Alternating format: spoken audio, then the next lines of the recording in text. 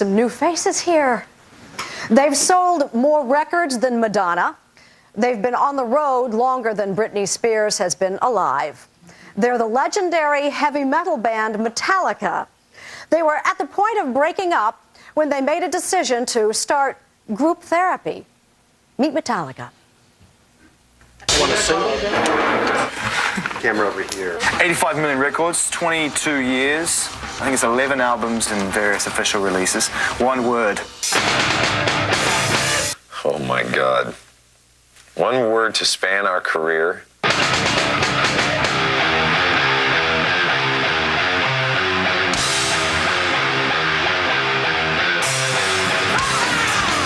From day one, it's been competitive. In a way, that's what has made Metallica what it is.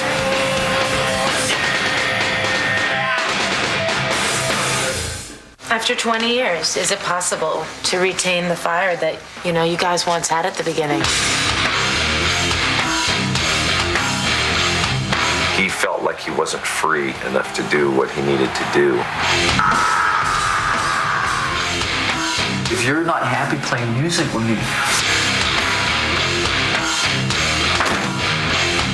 Was there ever a moment you thought about stopping with Metallica?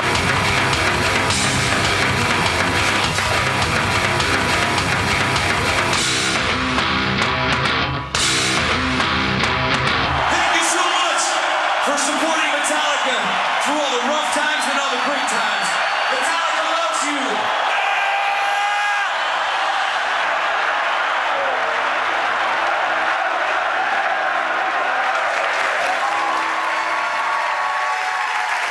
Would you please welcome James Hetfield, Lars Ulrich, Kirk Hammett, and Robert Trujillo.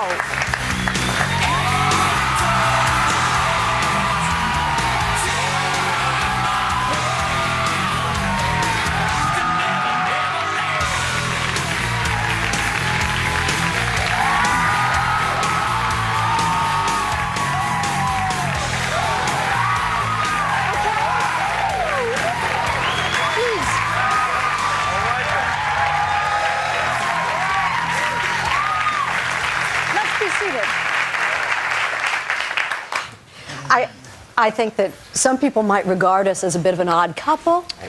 No way. Yes, if you blend your demographic and my demographic, I wonder what you would come up with. Married couples.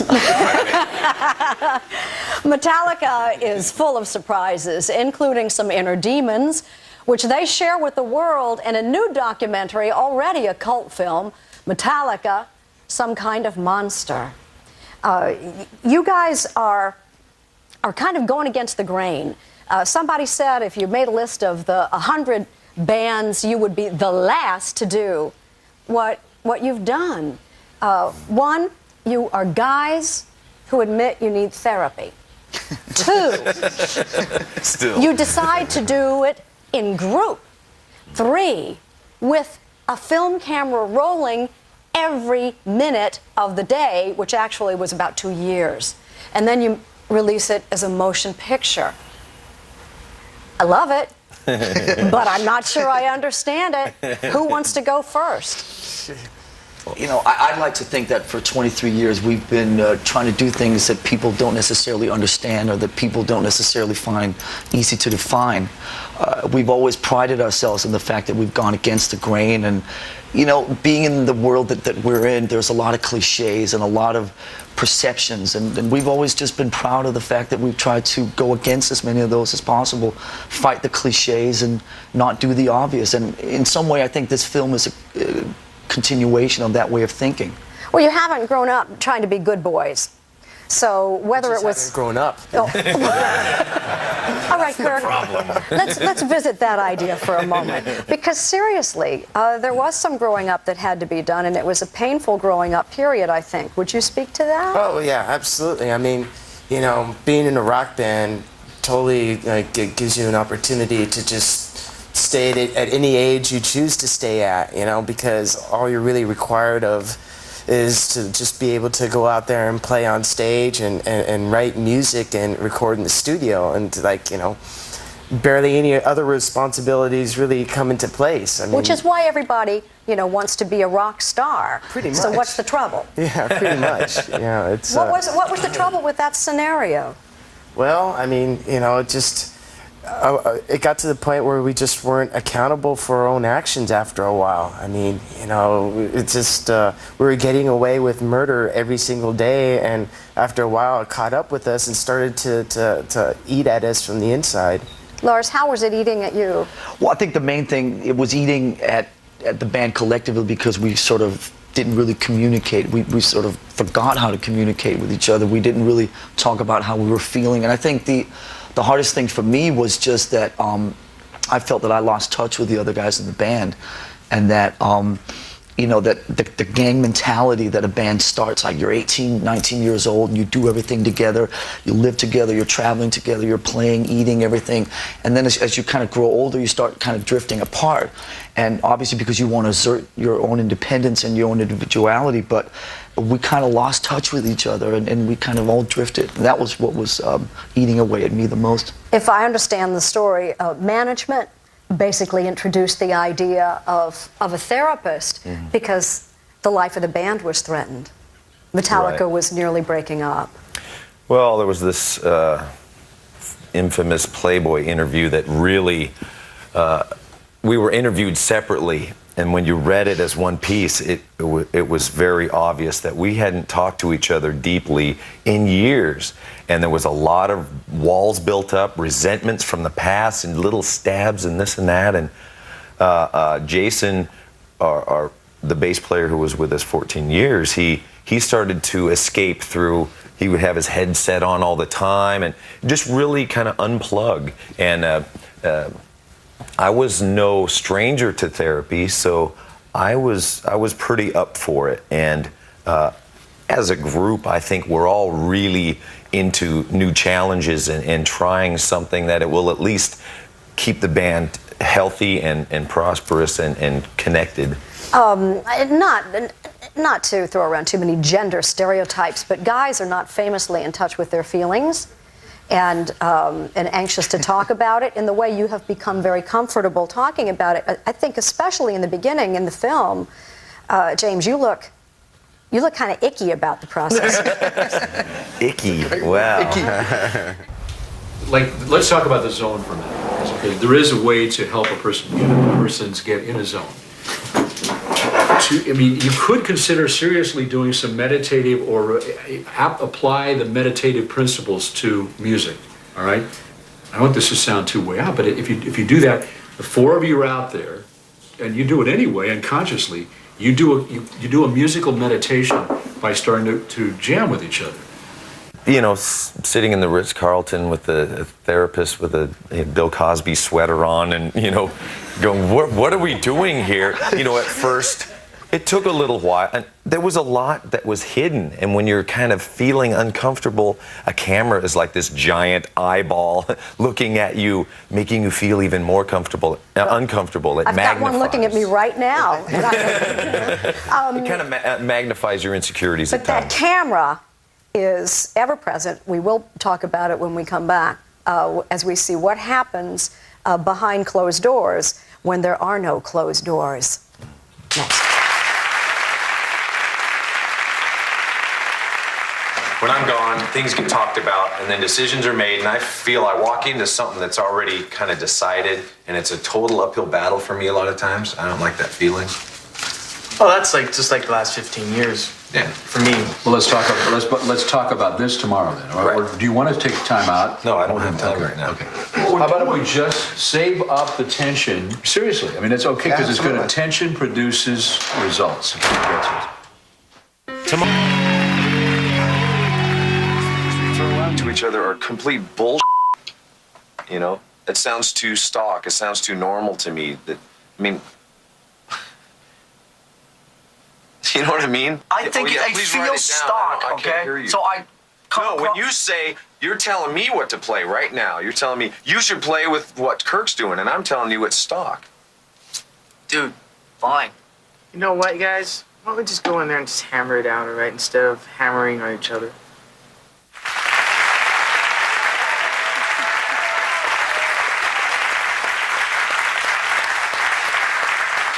Metallica. They are here with us. Kirk, you were the peacemaker.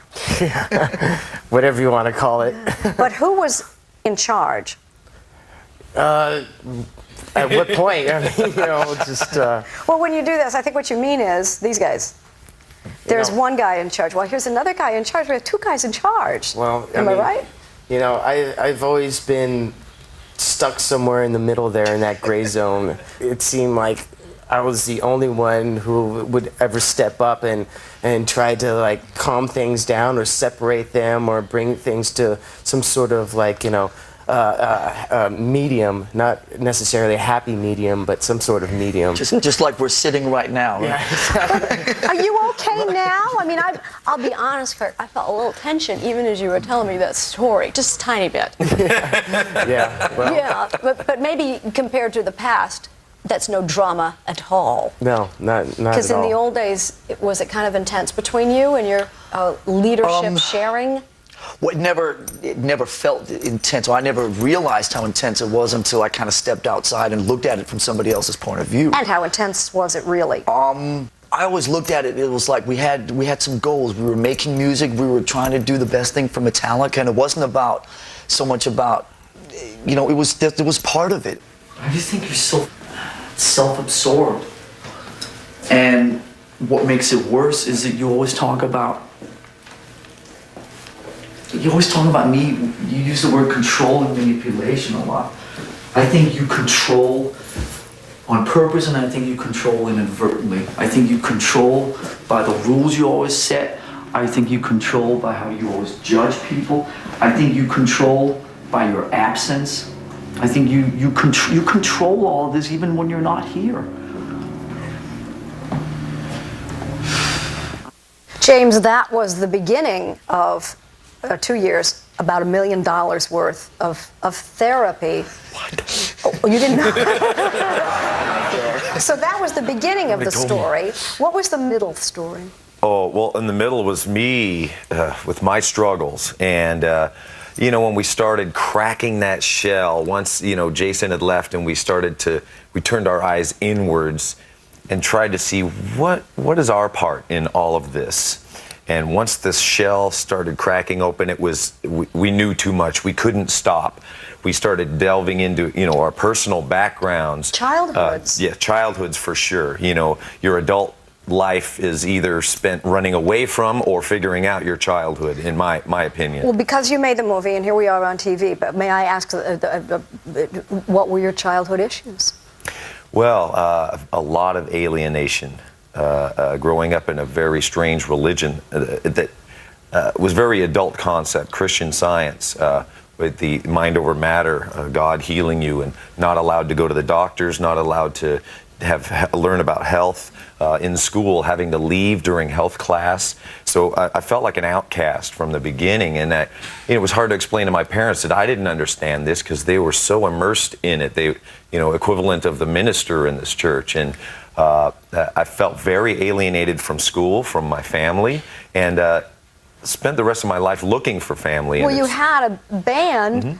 well, but then that wasn't working for you. It's interesting how much I was searching for family, but how much I really wanted to rebel against family as well. And I never really got to speak out my anger. And when you say guys being in touch with their feelings, I knew one feeling, anger and rage, and it would either be all the way on or all the way off. Very passive aggressive. When you spoke earlier about finding another family, sometimes you have to leave a family to find it again. Very The true. story continues in a moment.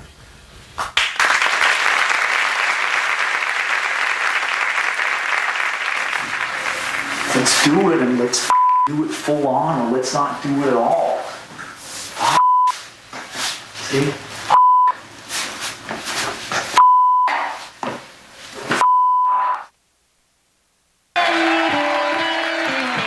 I was straight up with you, and I told you I'm in a mood, and what have you been doing? Picking at me all night. Come on, guys. We got better things to do. Right? Yeah, I do. I do.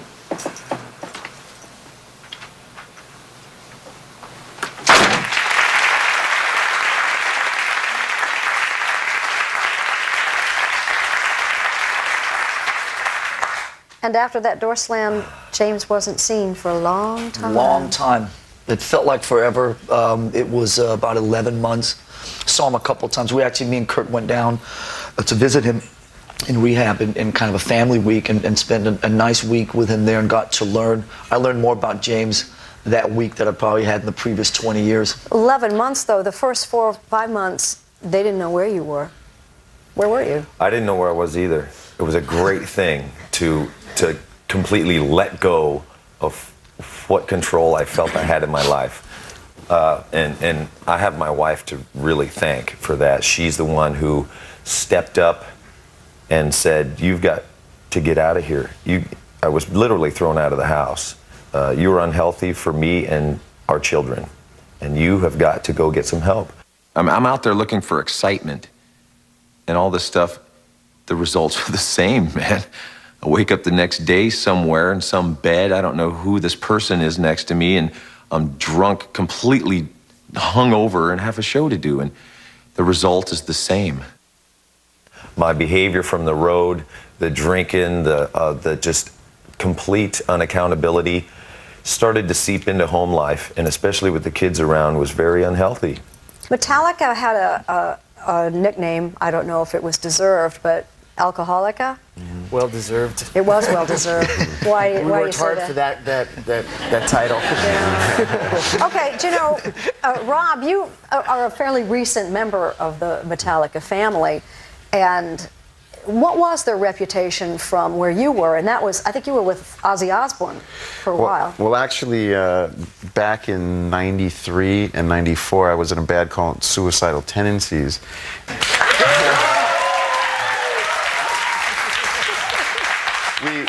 We toured with Metallica for a couple years, and it was pretty wild back then. You know, it was fun, but you know, you can't really keep that going for so long. But I hadn't seen the guy since then, so it was pretty wild for me to come up and actually audition with them and reunite with them when I got that call. I didn't know what to expect. Whose phrase was the monster, and how many meanings are there?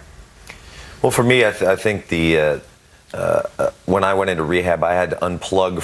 It was somewhat of an identity crisis, midlife crisis, all happening at the same time. And my worth was James, the singer of Metallica, or the dude in Metallica. I was blaming Metallica for swallowing me up, you know. So this was this beast that it pretty much swallows everything in its path, you know. And that was the machine, you know. But having to get in touch with the 4 humans that make up Metallica and what we mean as a combined group. That's totally why you guys are here, because someone, why Jane Pauley? The idea, it knocked me out that you guys would be so smart to do what you did, so generous to share it the way you have. We're all surrounded by a group of fans, and they aren't necessarily, I'm sure they're Jane Pauley fans somewhere.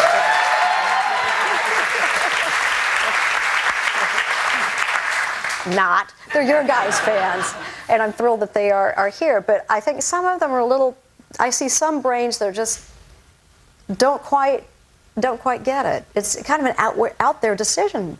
It was completely natural when it happened, and having the cameras filming, I mean, what a gift. What an awesome gift. Not many people get to see their emotionally naked selves being real, going through horrible times, captured on film so you can see it and learn about yourself. It's an awesome mirror to learn about ourselves. And maybe these people know the big, mighty Metallica that's portrayed out there. This is probably the other extreme of Metallica, the soft, broken, confused, don't know what we're doing Metallica, and then we reside somewhere in the middle in life now. So this is one other extreme that people are getting to see with this movie. Yeah, you're still on the road. You're still Metallica. You aren't the band that was formerly Metallica. And we've also, I think one other thing to add is we've always been survivors. And I think we've always, when we needed to in times of crisis or whatever, to kind of step it up and do what we needed to do to make it to the next chapter or whatever. And so I think that a lot of the peers, a lot of the bands that were our peers up through the years, they never wanted it, I think, hard enough, or they never did what they could have done to kind of stay with it. And we've always taken the extra steps. And so say, why did you do all this? Well, we needed to survive after 20 years. Okay, now we need to do this. We need to get to know each other again. We need to go through therapy. We need to maybe make this film, so like James is talking about, so we can see ourselves, so it can help us survive and continue in being the best Metallica that we can be. Well, you got to admit, with your track record, you've got a work ethic, a pretty amazing one. And 3 out of 4 of you are family men. And we'll be talking about that when we come back, because when James returned from rehab, there were some new rules. Next. Excellent. Come on, little man, let's go. Skylar, do you want your purse? Daddy, come up close. Come, Daddy, come down.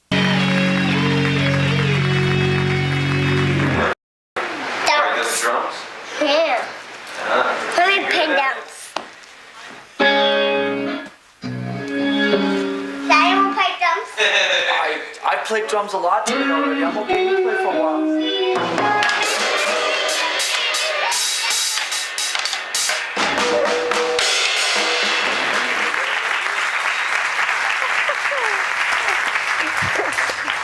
Wow. I'm getting all misty-eyed. He's precocious. He is precocious, don't you think? Yeah, and that's, you got to remember, that's 3 years ago. He's in first grade now. Is he still doing that? Not as much as he should be. Oh, you want him to practice do you want him to be a drummer in a heavy metal band? No, I don't want him to be a drummer, no. No, I don't want him to be a drummer. I want him to be... Do you want him to be in a heavy metal band, is the intent of my question.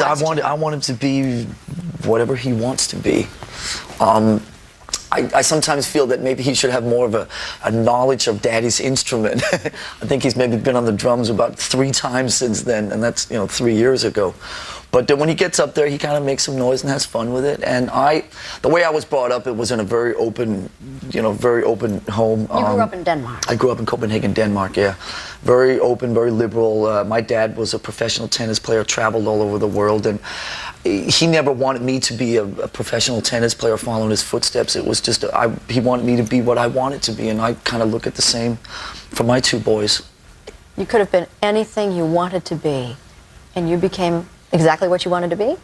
Well, actually, I knew that I wanted to be something different from what everybody else was doing. I thought for a while I was hoping to follow in my father's footsteps, and I actually played a lot of tennis when I was a kid. And the reason we came to America in 1980 was for me to kind of step it up tennis-wise after I finished school in Denmark. But in Denmark, I was ranked in the top 10 in my age group, and when I came to America, to LA, I wasn't even ranked in the top 10 on the block I lived on.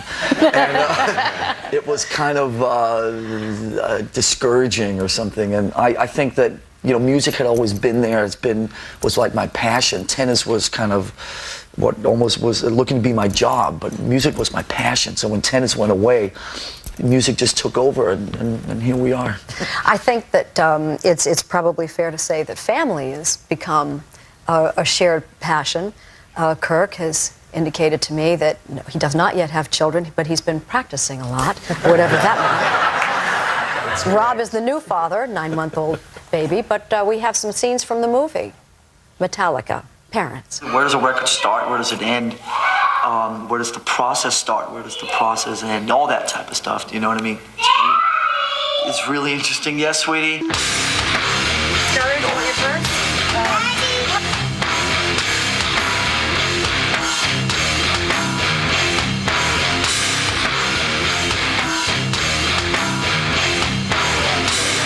I'm working on really hard on being the best dad and father and husband I can be. And the best me.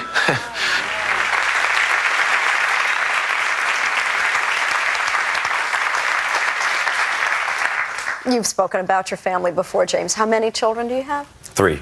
3. Yeah. When 2, you, 4, and 6. When you came back from that extended absence of nearly a year, you brought some rules with you. What were the new rules? Well, the rules were, let's get what we can get done during a good part of the day from, I think it was 11 to 4, because I had lots of therapy going on as well, and family, and wanting to be home for dinner with the kids, and lots of things that were necessary in my life to reconnect with family. So balancing the day out, you know, setting boundaries, that's a whole new thing for me, especially in a rock and roll world. You know, freedom through structure it makes zero sense, you know. But for me, it had to make sense, because I needed to feel like a well-rounded person. Rob, how far is that from the James Hetfield that you knew about back in the old days? Well, the James Hetfield that I knew before, he actually, when I came up for my audition, I was wondering if I was going to encounter the James Hetfield that would sock me in the arm and say, "Here, have a shot of Jägermeister," and you know, the intimidating Hetfield, the whiskey warlord, as I like to say. But it was far from that. I mean, it was amazing. I mean, they opened their doors to me, made me feel real comfortable. And, but you had to have been kind of mystified at your arrival after James had returned. But in the midst of all this therapy and the cameras and all of that, what did you think?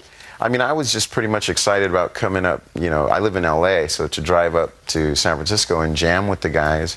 But about 20 minutes before I arrived at the headquarters to play, you know, I was informed that there would be a film crew there documenting this, and also that there was going to be a performance coach, you know. Which is to say, the therapist. Yeah, therapist. And then I was going, wait a minute, hold on, what's going on here? You know, let me rethink this. But you know, even with the film crew, everybody made me feel really comfortable right off the bat. It was great. A lot of changes had been made. Yeah, sounds better. So the filmmakers stuck with this story for 2 years. They had no idea if the band would stay together long enough, much less what the ending would be. And did they really want a happy ending? Because they certainly got one. We'll be back. Right on. Well, we're here. And the camera's here. And my friend the boom is here. Operate. Yeah. Cool.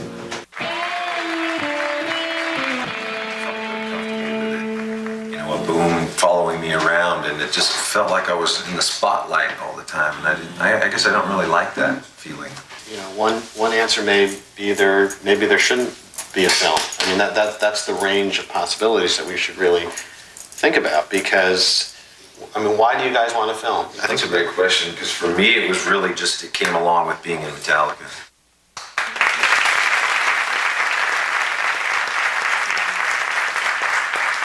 Also joining us are the directors of Metallica, Some Kind of Monster, Joe Berlinger, with a hard G? Berlinger. Berlinger, I'm glad I asked. And Bruce Sinofsky. I wish I'd asked a little earlier. That's really soft, yes. Yeah. Were you at all concerned about the fan reaction? And if you were, is the verdict in? Yeah, you know, I mean, to me, this is a beautiful film that sort of turns the whole image of heavy metal on its head. It's about human growth and the creative process, and we were a little concerned how would the fans respond to this, but we just had, you know, these guys have spoken to the disaffected youth in a very profound way over the years, and we just felt like this message ultimately Metallica fans would embrace, and they have, which is How which do has you been know? wonderful. Have you done any focus groups? Well, before we released the film, we had a screening for fans, and we just generally we get a great reaction from people. Has anybody here seen it? Yes. Yeah. You know, there's a big risk, Jane, when guys like this who have an image. I mean, these guys are the icons of macho aggression, and all of a sudden, our first day of filming, we're in a heavy metal therapy session, so we were concerned about the fan reaction to this, because That's not why you were called in. You don't want to see your heroes naked, you know. Well, sometimes you do. Apparently they do. But, you know, there was a concern to us, but we showed it to 100 people, and they said, if Metallica can do this with their lives, we can do this with our lives. And they embraced the message. Yeah. Now, when did you know you actually had a film? Because you were shooting and shooting and shooting, spending a lot of, I hope, other people's money, but you weren't sure you had a film. You weren't even sure you had a band that was going to stay together. But at what moment, what happened that you looked at each other and said, this is a film, this is a movie?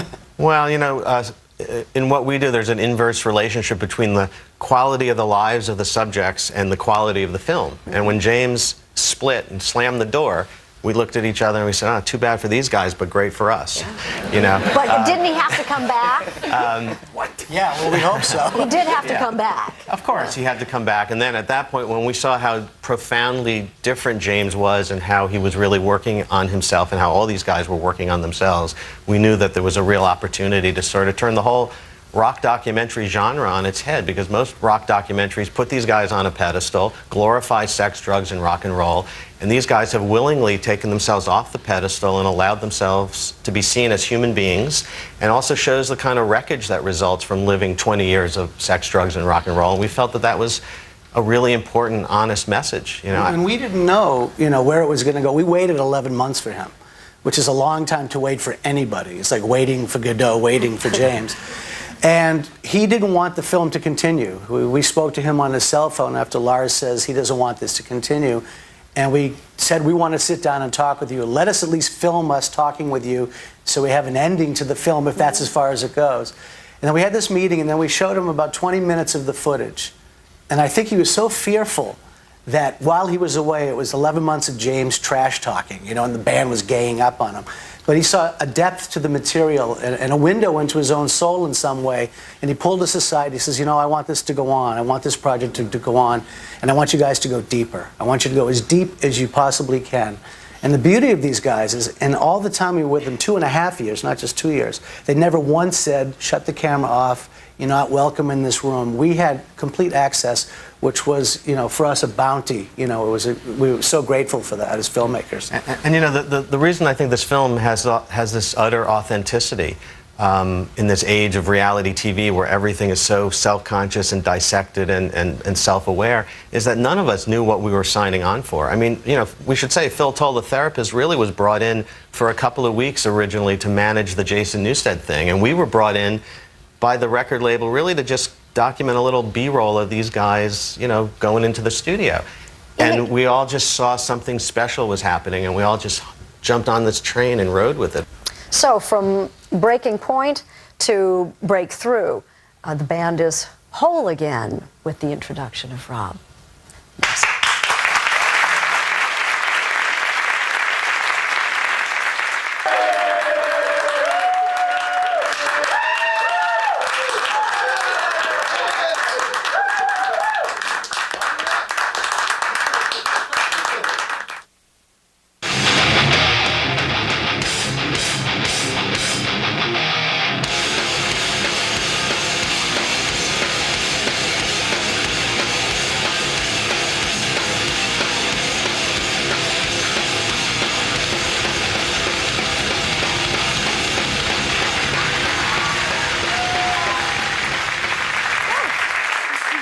I want to do that. I don't know why. Just primal and primitive, and I want to do it.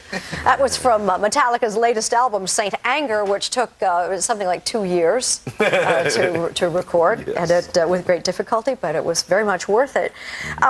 Rob, when you joined the band, tell me, 3 years ago? You do the math. How long ago? It was still in the process. 2 years ago, maybe, just under. Yeah. How much confidence did you have that the band had a future?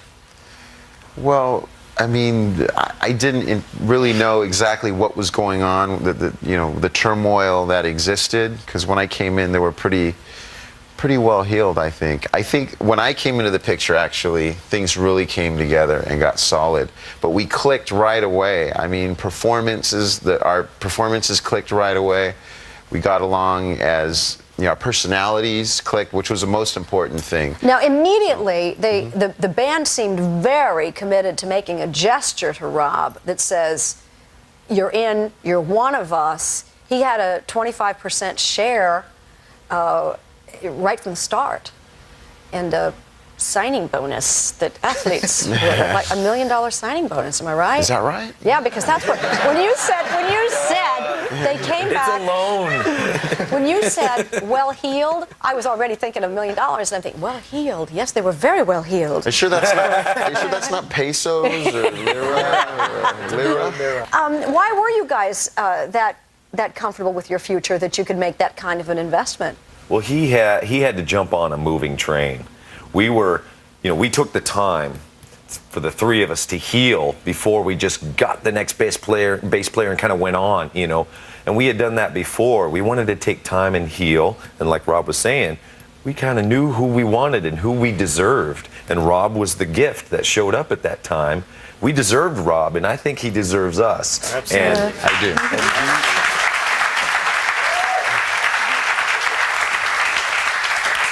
If I may say, I mean, these guys are the hardest working band on the planet, and we are actually. And my first gig was San Quentin State Penitentiary. Okay, my second gig was MTV Icon in front of millions of viewers, mind you, with no rehearsals. So it was like the challenge. The challenges were amazing for me. So I had to really focus and dig deep to step it up with these guys, and it's been working out great. We're having a good time. Your life on the road is different than it used to be. Instead of strip bars in the cities you travel, are you making this up? You go to museums? I went once. Yeah. But they're car museums. So Car museums. Okay, well, because I was thinking you probably wouldn't be recognized a lot at your museums. No, there's a lot more to see out there on the road than the tour of strip clubs, the tour of bars, whatever. Now that you can see it. Well, yeah, I mean, and it's there. It wasn't time for me then, and now it is, and so it's almost a rebirth on the road and getting to see who's out there, what culture there is, and all of that kind of grown-up stuff. You guys looking for a middle-aged singer? Sorry? You looking for a middle-aged girl singer? Yes, we are, by the way. And we do have a jacket that hopefully fits you because you belong. It fits. It fits. You belong. It fits. I can't put it on. I got my microphone on, but you know what? When we come back, for the first time anywhere, Jane Pauley live on stage with Metallica.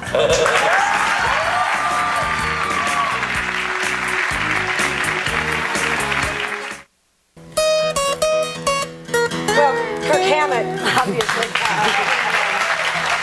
heard about me. Is that right?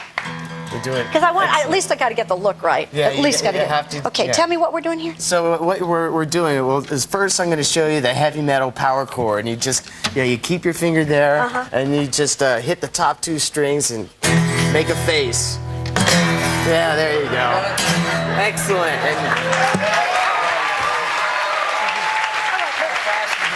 But I need another move.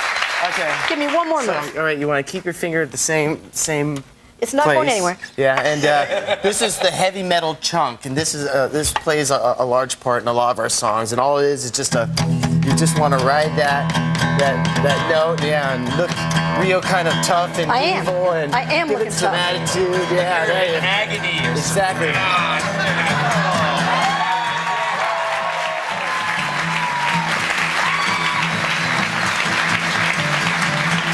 I'm happy in my work. That's wonderful. Am I well healed yet? You're doing a great job. Kirk, this is the highlight of my day. You and I are on my greatest hits reel for eternity. All right. This is it. But I have some announcements for the audience. Got this first. Before the show, we polled our audience and we found a woman who says Metallica is her life. Shirley? Shirley, where's Shirley?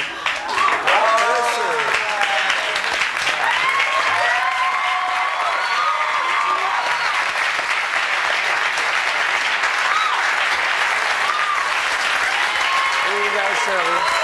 That's for you, all right? That's for you, all right? Happy birthday. Congratulations. All right, that's good. Congratulations.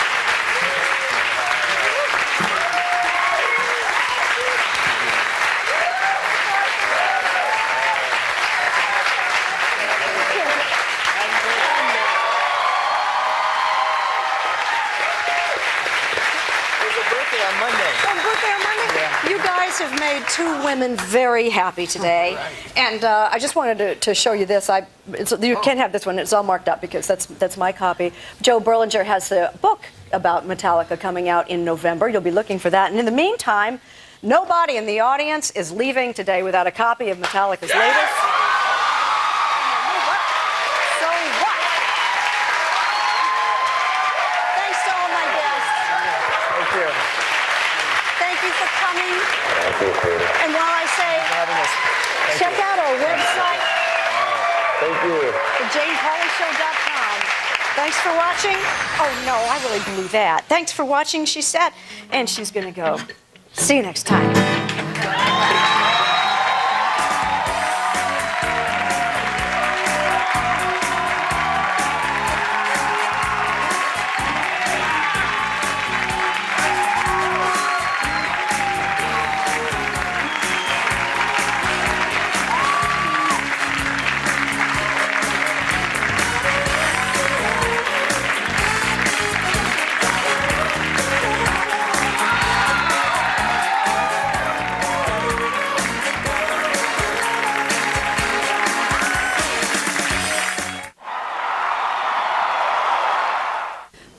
Media. Oh, I get it.